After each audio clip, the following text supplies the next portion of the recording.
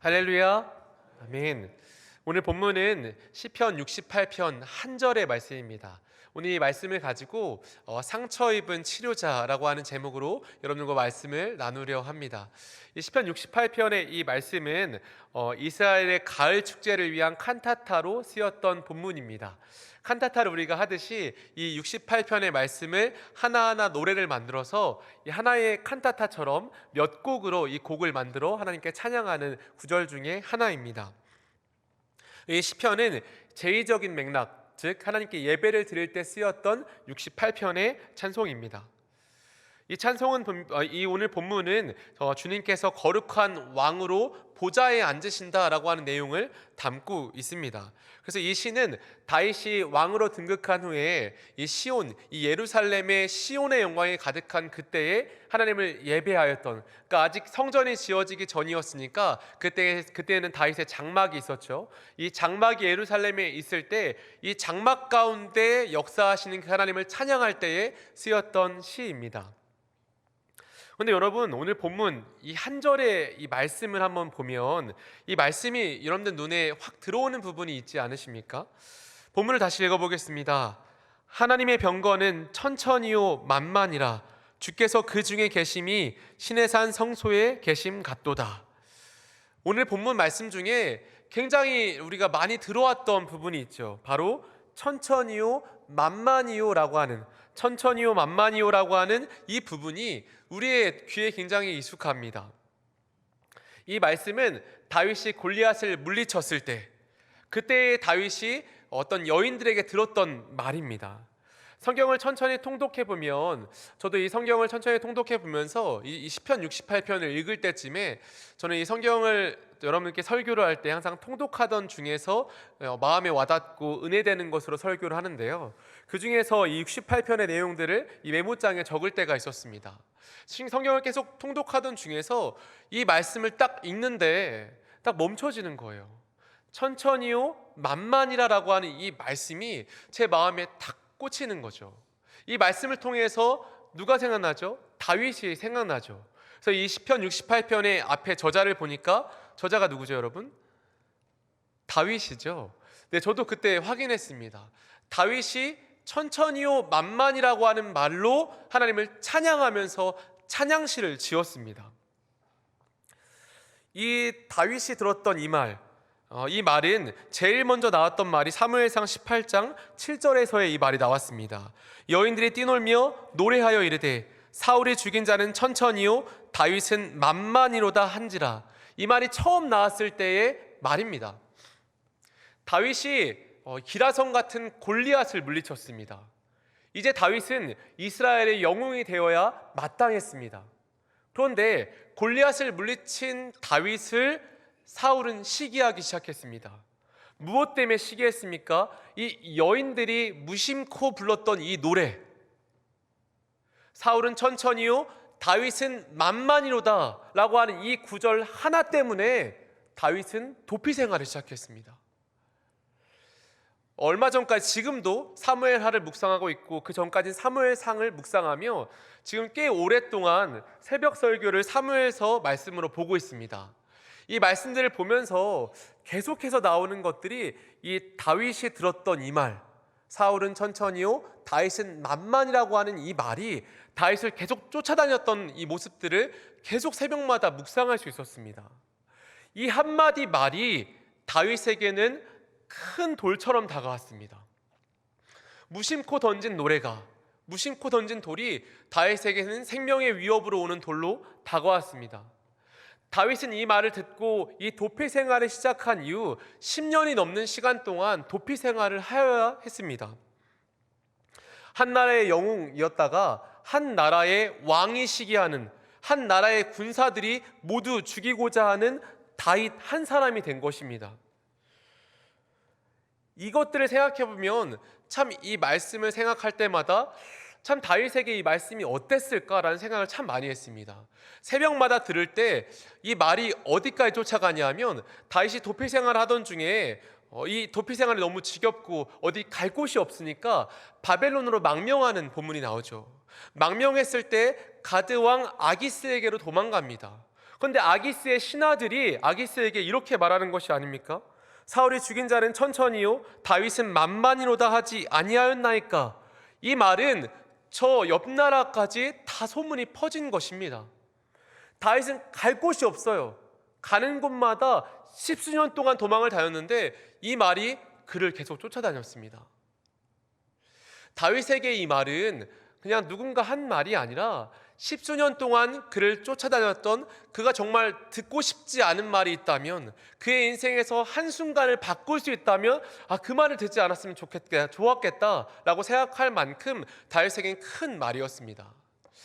만약 다윗이 이 말을 듣지 않고 여인들이 센스가 있어서 사울이 죽인 자는 만만이요 다윗은 천천히다 라고 이렇게 이야기해서 다윗의 앞길을 열어주었다면 다윗의 인생은 어떻게 되었을까요? 그리고 만일 여러분들이 다윗의 입장에서 이 한마디 때문에, 그리고 계속 이 한마디가 나를 쫓아다니면서 나를 괴롭게 하고 이 말로 인해서 동굴에서 자기도 하고 집에서 잘 수도 없고 온갖 위협이 있는 광야에서 자기도 하고 참 힘든 도피 생활을 해야만 한다면 여러분들은 어떤 생각을 하겠습니까? 저는 아마 이 말을 굉장히 원망했을 것 같아요. 그때 그 말만 듣지 않았으면, 그 골목만 지나가지 않았으면, 그 여인들이 불렀던 그 노래를 사울이 듣지 않았다면 어떻게 변했을까? 라고 하는 생각을 했을 것 같습니다. 저와 여러분들의 삶에도 오늘 이 다윗의 문제와 같은 삶의 문제들이 종종 있습니다. 우리의 삶을 계속 쫓아다니면서 우리의 삶에 어떤 걸림돌과 같은 문제 말입니다. 내 성장 시기에 이런 부분이 없었다면, 내 성장 시기에 이런 일이 없었다면, 지금도 내 삶 가운데 쫓아다니는 나의 이런 문제가 없다면 내 삶은 지금 어떻게 되었을까라고 하는 부분들이 분명히 있죠. 설교자인 저에게도 참 많은 문제들이 있었습니다. 저도 살면서 이런 것들이 내 삶에 없었으면 어땠을까라고 여겼던 부분들이 참 많이 있습니다. 우리 모두는 그런 문제들 속에서 살아가고 있습니다. 마치 걸림돌과 같고 우리의 인생에서 바라보면 지우고 싶은 한마디, 지우고 싶은 사건들 말입니다. 예수님 시대 때에도 사람들은 병이 걸리면 이 병이 누구의 죄로 인한 것이냐라고 하는 논쟁을 하기 시작했습니다. 그만큼 어떤 결과에 있어서 남들에게 핑계대기를 좋아했다라고 하는 거죠. 그때 예수님께서 그들에게 이렇게 말씀하셨습니다. 예수께서 들으시고 이르시되 이 병은 죽을 병이 아니라 하나님의 영광을 위함이요 하나님의 아들이 이로 말미암아 영광을 받게 하려 함이라.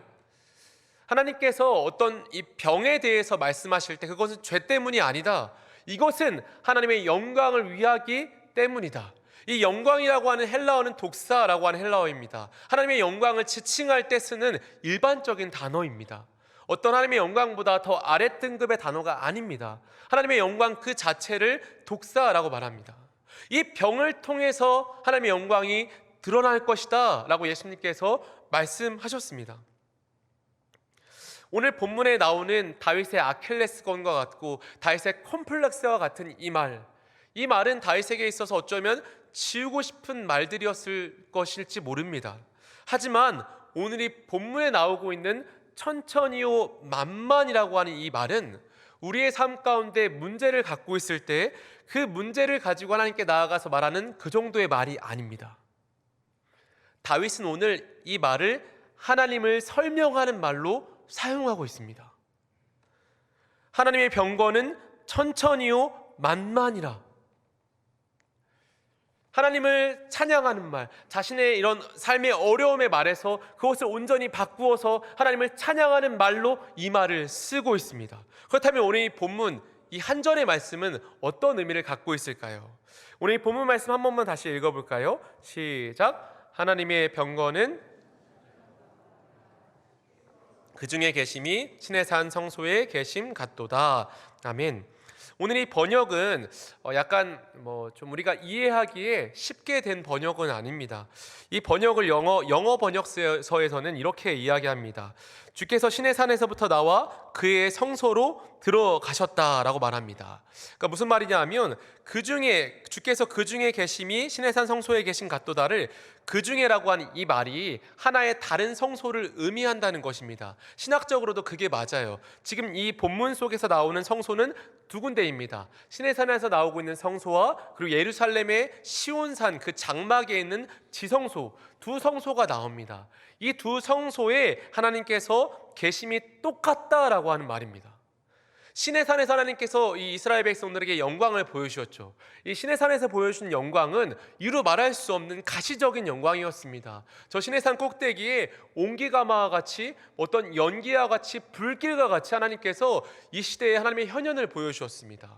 그 모습은 온전히 가시적이고 우리 눈에 보이는 하나님의 실제적인 임재였습니다.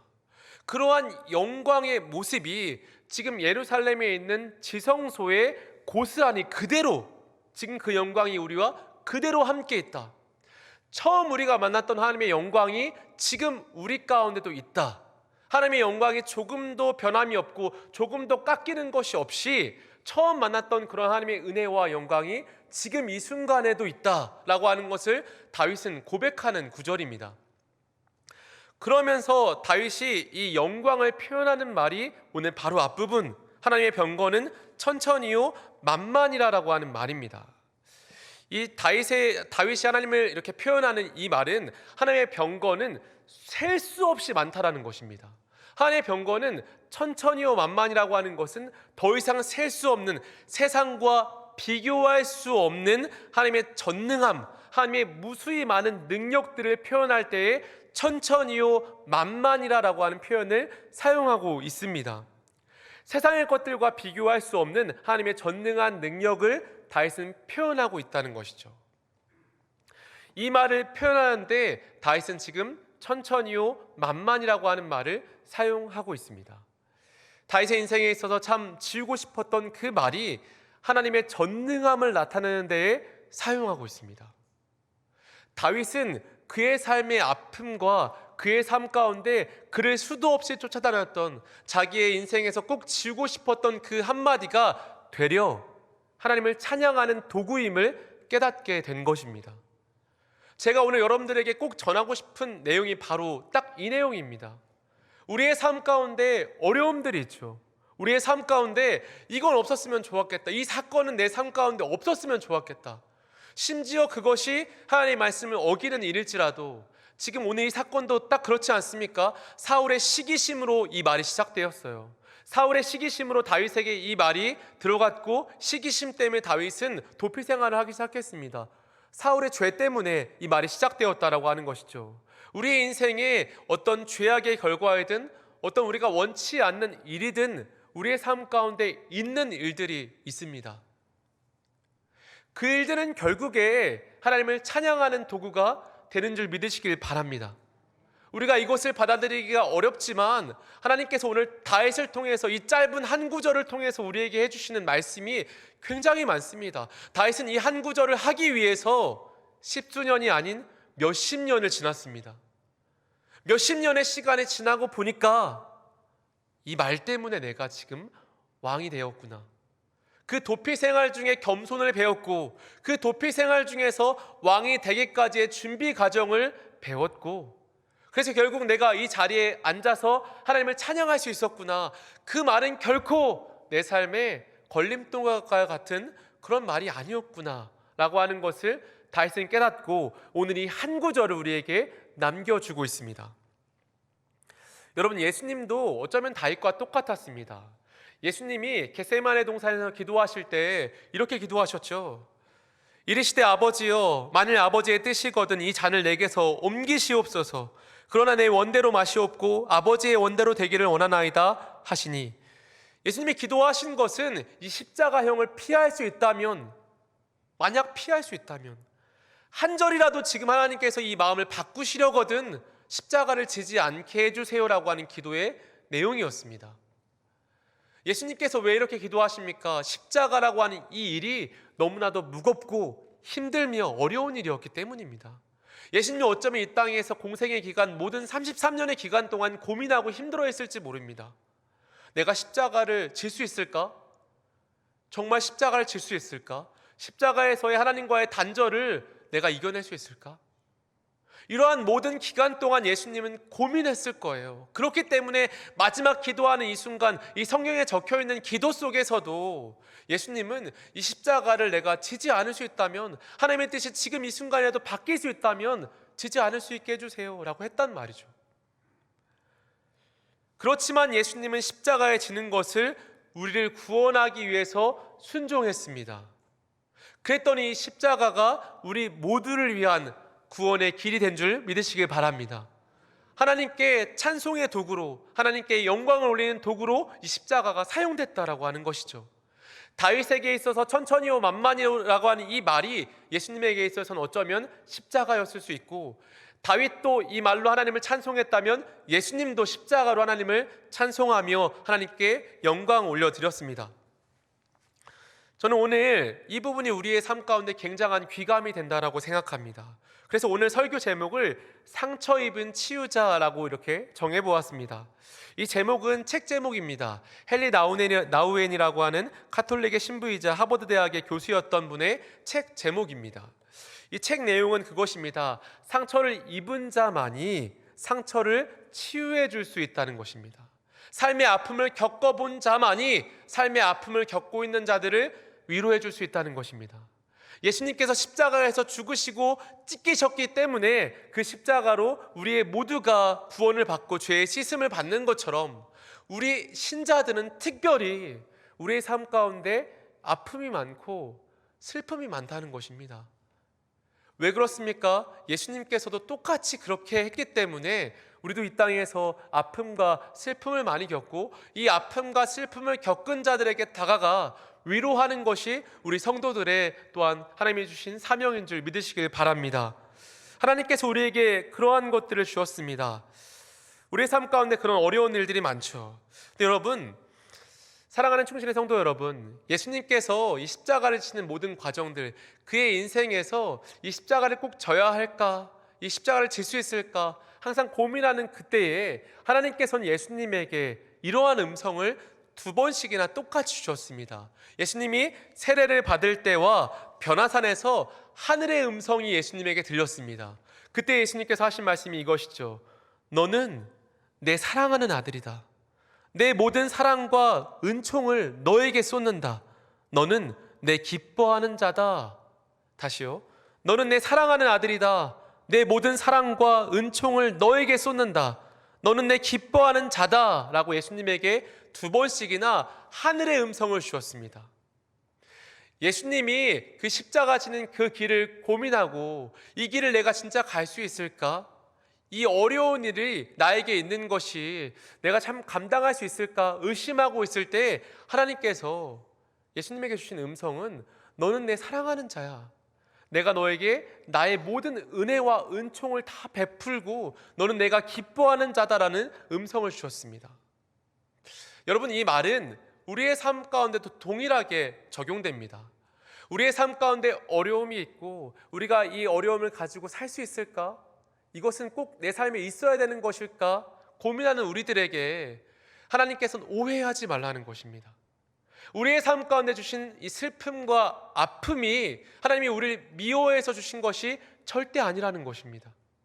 하나님께서는 예수님에게 말씀하신 것처럼 우리를 사랑하기 때문에 우리를 향하신 하나님의 사랑과 은총을 우리에게 더 부어주시기 위해서 우리의 삶에 우리가 원치 않는 환경과 원치 않는 외모들이나 원치 않는 삶의 조건들을 주신 것입니다. 오해하지 말고 그것으로 오히려 하나님을 찬양하며 하나님께 순종하는 삶을 이 땅 가운데 살라라고 말씀하고 있습니다. 사랑하는 충실의 성도 여러분, 우리의 삶 가운데 어려움들이 있습니다. 그 어려움들은 어쩌면 우리의 삶 가운데 이것이 없었으면 좋겠다라고 여길 때도 많습니다. 우리의 성장기 때 겪었던 어려움들이나 우리가 자라면서 또한 아이들을 키우면서 또 노년기에 중년기에 이르면서 우리의 삶 가운데 오는 어려움들은 우리를 하여금 하나님을 찬송하는 도구가 됩니다. 결국 우리의 삶이 완전히 역전되어질 때 하나님의 때가 되면 그 사건은, 그 일들은 오히려 하나님을 찬송하는 우리의 입술의 도구가 되는 줄 믿으시길 바랍니다. 그래서 우리의 삶 가운데 어떤 어려움이든지 오늘 다윗과 같이, 또한 예수님과 같이 하나님께 영광 올려드리며 하나님을 오히려 찬양하는 우리의 찬양의 언어가 되어질 수 있기를 예수 그리스도의 이름으로 축원합니다. 함께 기도하겠습니다.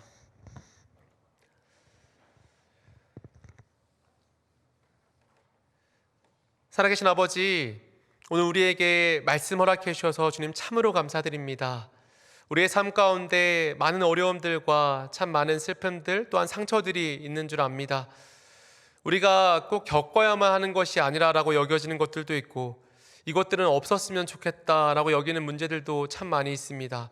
그러나 오늘 말씀을 보면서 깨닫는 것은 다윗도 예수님도 참 아프고 힘들고 고민했을지언정 그것에 끝까지 순종하며 결국은 하나님을 그것으로 찬양했다라고 하는 것을 우리가 말씀을 통해서 살펴보았습니다. 바라기는 우리 이 충신에 있는 모든 성도들이 삶의 모든 어려움들을 해석할 때 하나님이 이것을 나에게 주심은 결국에 나에게 이것으로 하나님을 찬송하게 하기 위해서이구나 라고 하는 것을 깨달을 수 있는 은혜가 있게 하여 주시옵소서. 우리의 모든 심령 안에 그것이 깊숙이 잘 박힌 모처럼 들어앉아서 우리의 삶 가운데 모든 문제들을 해석할 수 있는 그런 하나님의 은혜가 있게 하여 주시옵소서. 모든 것 주님께 맡기오며 말씀 주신 하나님께 감사드리며 예수 그리스도의 이름으로 감사하며 기도드립니다. 아멘.